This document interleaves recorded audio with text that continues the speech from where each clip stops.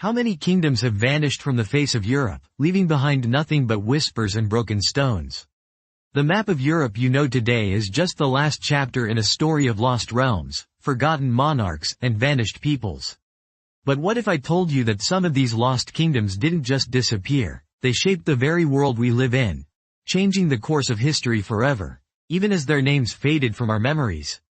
Welcome to History Owl, where today we're digging up the secrets of Europe's lost kingdoms. Places that changed everything and then disappeared. Let's begin with a kingdom whose name once sent shivers down the spine of emperors, the Kingdom of Burgundy. Now, you might think of Burgundy as a region in France famous for its wine, but in the Middle Ages, Burgundy was a powerhouse. Its dukes and kings rivaled the kings of France, held court with the Holy Roman emperors, and at its peak, Burgundy stretched from the North Sea all the way to the Alps. Imagine a country right in the heart of Europe, richer than England, more cultured than France, and more ambitious than Rome. That was Burgundy. But here's the twist. Burgundy didn't just vanish because of war. Its fall was a game of chess played by Europe's greatest powers. When Charles the Bold, the last Valois Duke of Burgundy, died in 1477 at the Battle of Nancy, his only heir was a young woman, Mary. The French king pounced, the Habsburgs schemed, and Burgundy was torn apart, its lands split, its cultural treasures scattered, its very identity erased from the map.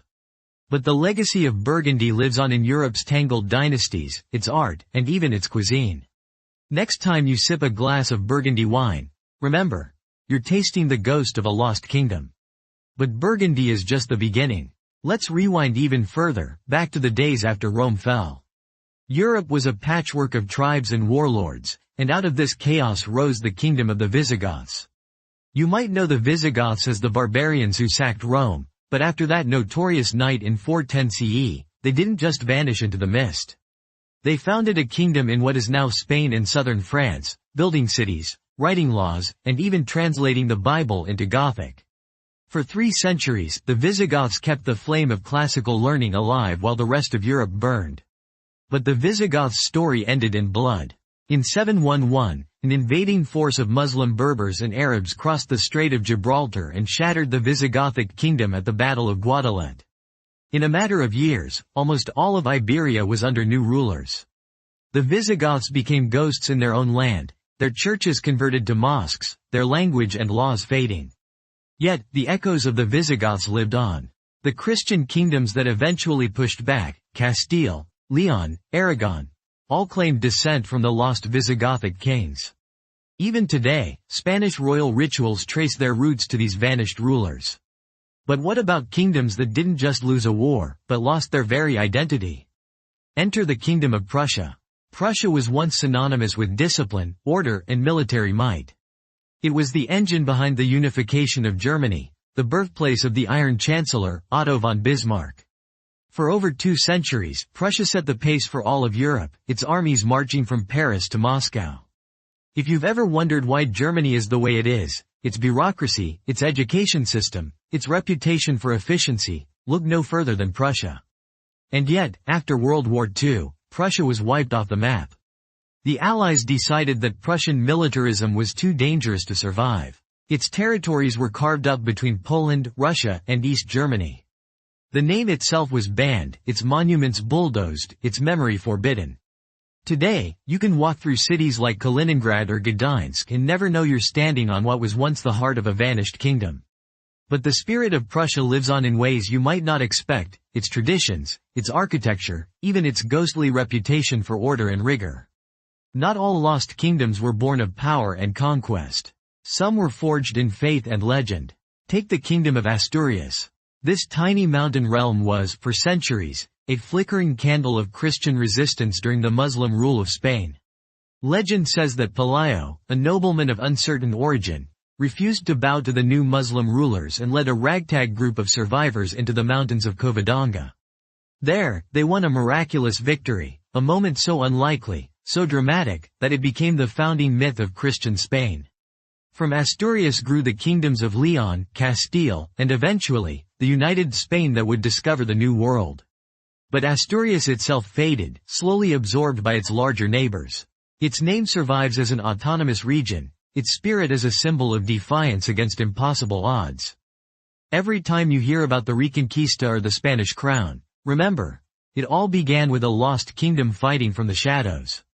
Now, let's travel north, to a kingdom that most history books barely mention, the Kingdom of Northumbria.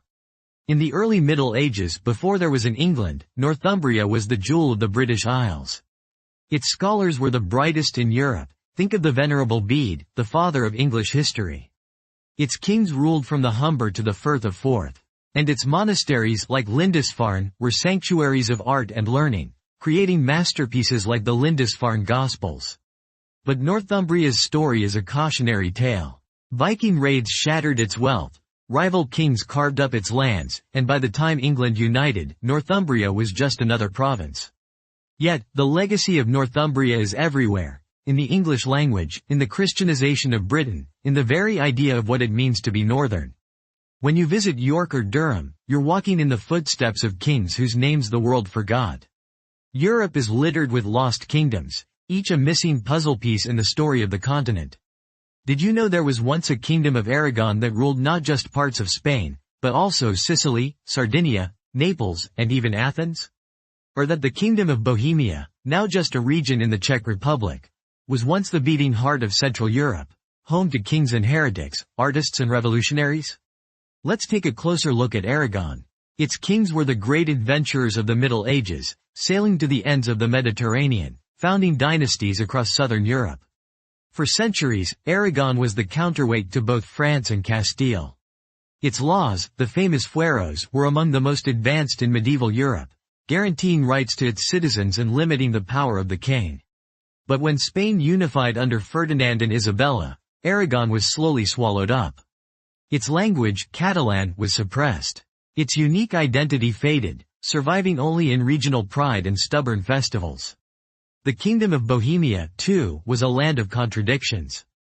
Home to the Hussites, radical reformers who defied the Catholic Church a century before Martin Luther, Bohemia was at the center of the religious and political storms that shaped Europe. The famous defenestration of Prague, where angry nobles literally threw royal officials out a window, helped spark the 30 Years' War. Bohemia's kings once wore the crown of the Holy Roman Empire, but after centuries of conflict, the kingdom was absorbed by Austria. Today, Prague's spires still testify to a lost kingdom's glory, even as its name has faded into myth. But not all lost kingdoms were swept away by war. Some vanished in slow motion, erased by diplomacy, marriage, or simple neglect. Take the Grand Duchy of Lithuania. In the 14th century, Lithuania was the largest country in Europe, stretching from the Baltic to the Black Sea. Its rulers, the Gediminids, welcomed exiled knights, Jews, Tatars, and Orthodox Christians, creating a multi-ethnic, multi-faith empire centuries ahead of its time. Lithuania's golden age was a miracle of coexistence, but it couldn't last. In 1569, the Union of Lublin tied Lithuania's fate to Poland, creating the sprawling Polish-Lithuanian Commonwealth. For a while, this superstate was the envy of Europe, elective monarchy, religious tolerance, and a parliament where the nobles could veto the king's decisions.